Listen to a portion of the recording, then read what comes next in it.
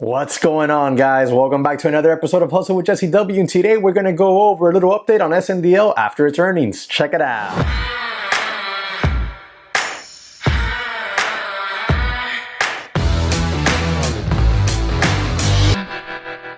Alright guys, so we're going to go ahead and jump into this video here. What we're going to do is I'm going to let you know about SNDL's earnings, then we're going to go ahead and jump into the charts and see what maybe could be expected here in the coming days or weeks on SNDL.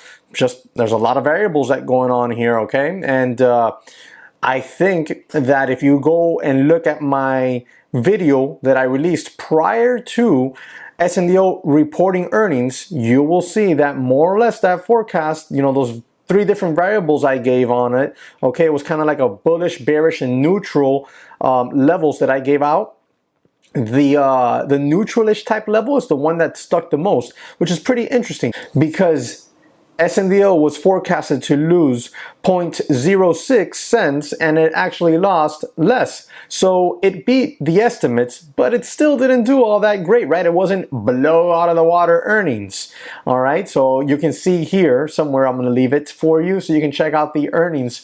All right, now with that said, the company itself is still fighting, still doing its thing, like everything we've gone over. There's no sense in going over each one of those.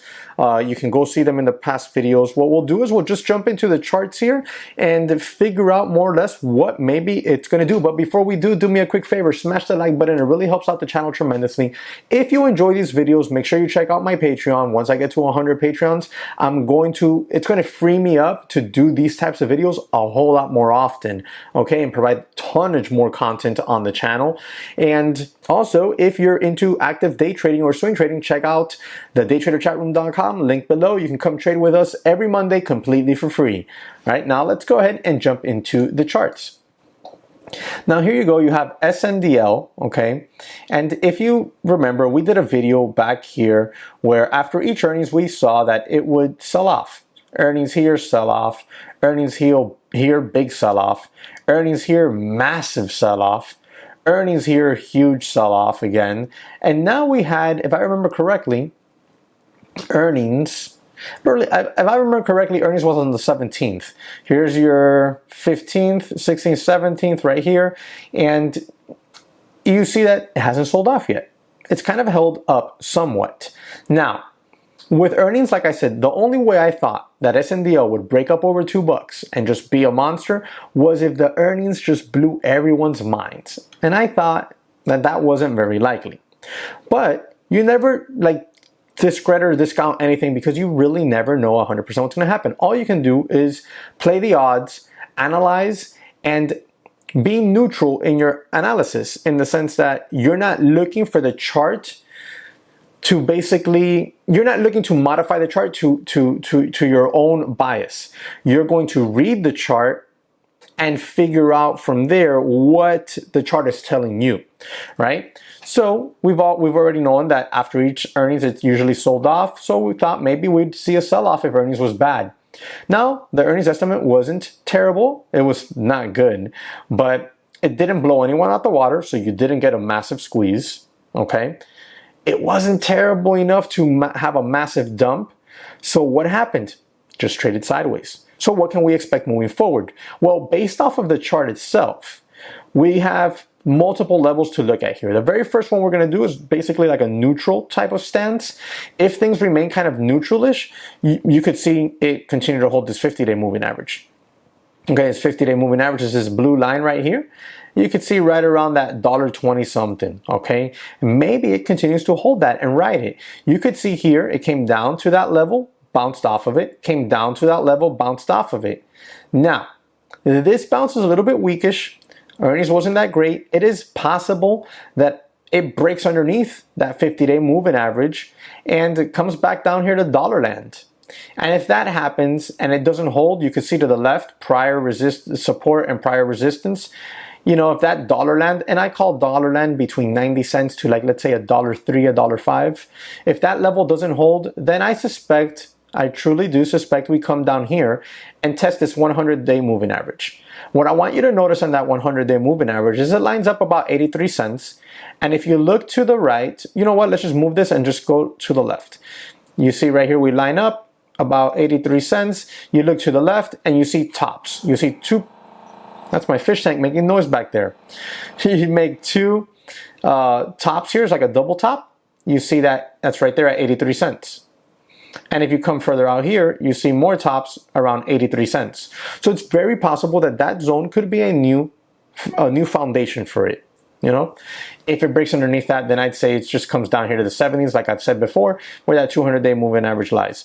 But I know there's a lot more hype in the sector, and there's a lot more hype on this name. So there's a good chance that maybe it holds above that 100-day moving average at worst case scenario. Now, I have no position on SNDL. I thought about swing trading it before the earnings, not to hold into earnings. I'd never do that, but just never got around to it. So I have no position on this, and this is why I can really look at this chart and look at it from a neutral standpoint and look at all the levels, right? I mean, when I trade, I still do it that way, but you know, sometimes people get a little bit emotional with charts, with tickers, and they just diamond hands, the moon, and all that nonsense. But I'm just looking at this and studying the chart itself. Now, that's the neutral and the bearish case. Now, what's the bullish case? Well, the bullish case could be they come out with some massive new partnership or product line, right? Or new contract that they get where, you know, they're going to be pushing their products guaranteed into some sort of locations, etc. And in that case, there's a lot of shorts that are probably piled on in onto this thing because they think it's not a great company. Look, I don't think it's a great company, but if that were to happen and they start to get squeezed out, here are the levels that I suspect are extremely key. This 175 level, we've talked about it numerous times. 175 has held up as resistance, okay? It was prior support. Look, you can see prior resistance over here, right in here. You see it right there, 175. Prior support in here, prior support in here. Okay, prior resistance in here, and now fresh resistance again. If it breaks up and out of that level, all right, it could see a $2 test. And at that point, if shorts really get uncomfortable, that's when you can truly see a potential squeeze begin, and you can see a move up to the 230s. And then after that, you got clear room to $3.